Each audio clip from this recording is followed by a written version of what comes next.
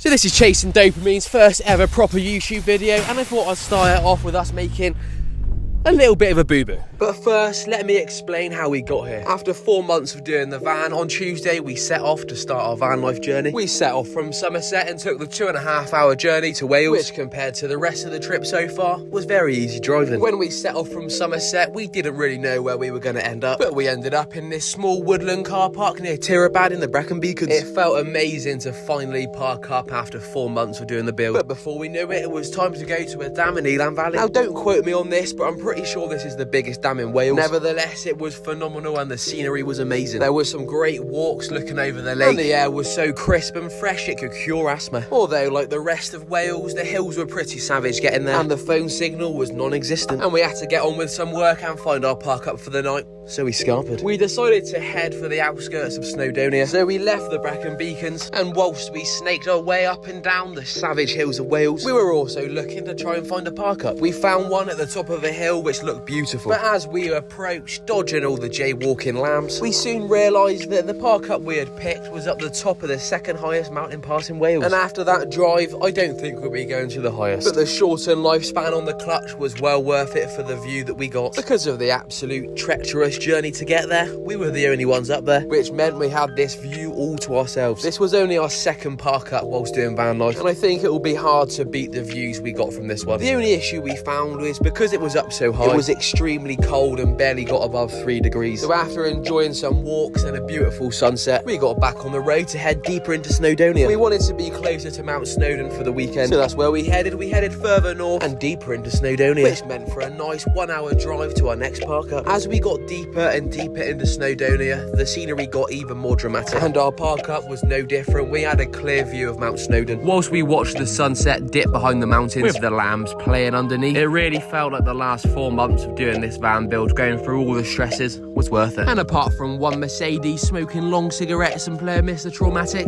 we were on our own, which was even better. The next morning we set off again because we're going to Llanberis to see an abandoned slate mine, but we desperately needed to pump our tyres up. We've been looking for a tyre pumper upper, or something to pump our tyres up, since we got into Wales, and we've just reached our first shell garage, so hopefully there's one here. £1.90 a litre. Daylight robbery. Oh shit. Put the V-power in. That's why. There was a tyre pumper upper at that garage, but somebody snaked in the way of us and got in there first. We waited about half an hour. I'm not sure if they had tyres hidden in the boot they were also pumping up, but they took too long. But luckily, the route was on quite a main road, so it wasn't too long before we found another garage that had a tyre pumper upper. But this one was also occupied. Now we've got eyes on, so when she's finished, we can jump in there. This time I was determined to make sure that we got in that spot. Being in the van, you can't park close to it, so we had to just watch it like a hawk and make sure no one else got in there first. As soon as we saw that car pull out, it was game on. After 10 minutes of surveillance, it was finally time. It always hurts a bit paying for literal air, but the PSI was low, so it had to be done. So after paying £1 for the most abundant thing on earth, we were back on the road, heading to Llanberis. This was the first time we'd seen the Welsh coast on the whole trip, and with the weather, it did look like we were in the mountains of Italy. When I set the maps for the quarry, I just put a pin down and just trusted the map. That was the first mistake. As we approached the pin on the maps, the roads got thinner and thinner. The hills got steeper, the views got better, but we soon realised we had gone too far and there was no turning around. The map said there was a car park at the top of this hill, so we thought, brilliant, we just turn around there. But as we approached said car park, it turned out it was full and there was no room to turn the van around. So you can see it's a very nice view up here, and we're trying to get to a quarry. This quarry has loads of ruins from an old mining village, as well as an old World War II bomb shelter. But we've spent the last 40 minutes driving up this very thin lane, barely enough room to fit the van down. There's walls falling over everywhere, stones in the way. To get to the top, and look, there's nowhere near enough room to actually spin the van round or even to park. So at the minute, it looks like we're going to have to try and get the van back down there backwards. Yes, the views were amazing up there, but it was hard to enjoy them with the looming worry we'd have to reverse the whole way back down. We didn't spend too long up there because we were worried another car would meet us. Then they would have had to reverse as well, and it just would have been even worse. So we started to slowly Miranda back down the 4-mile hill backwards. I really don't think these videos do it justice with how thin it actually was, but as you can see, it was quite fun. It took us about half an hour to finally get to the bottom of the hill. It was a bit stressful, I'll give you that, but what a memory. Wow. We found the actual car park you're meant to park in. Before we actually adventured into the quarry, we just sat down to let the heart rate drop. After we had calmed down from our first stressful van life experience, we took the 0.5-mile walk down to the ruins of the Nori quarry. This slate quarry housed 3,000 workers. It opened in 1787 and closed down in 1969. The walk down is quite short, but it's quite steep, but you're surrounded by piles of slate. There's even the old slate carts still there. You can kind of see maybe like a little fireplace kind of thing. Who knows? This is quite a cushy pad though.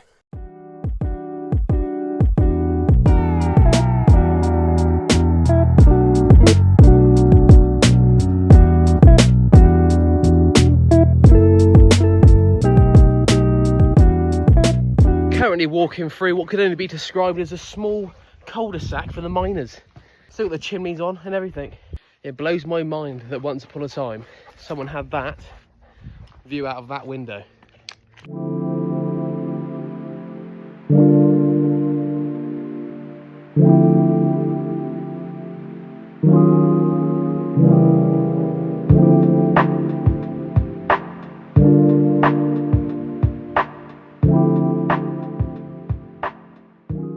Must be where they let the trams of slate go down. These are the massive rills which allow the trams of slate to go down to the bottom. Just walk up that hill. Walk underneath.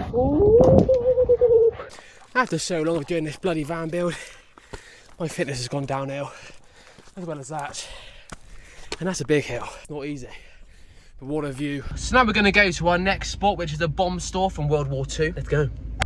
So we're going to try and get to the abandoned bomb store, but it says danger, no trespassing everywhere, and there's fences up, so we may not be able to get there, but we're going to try. Lovely view.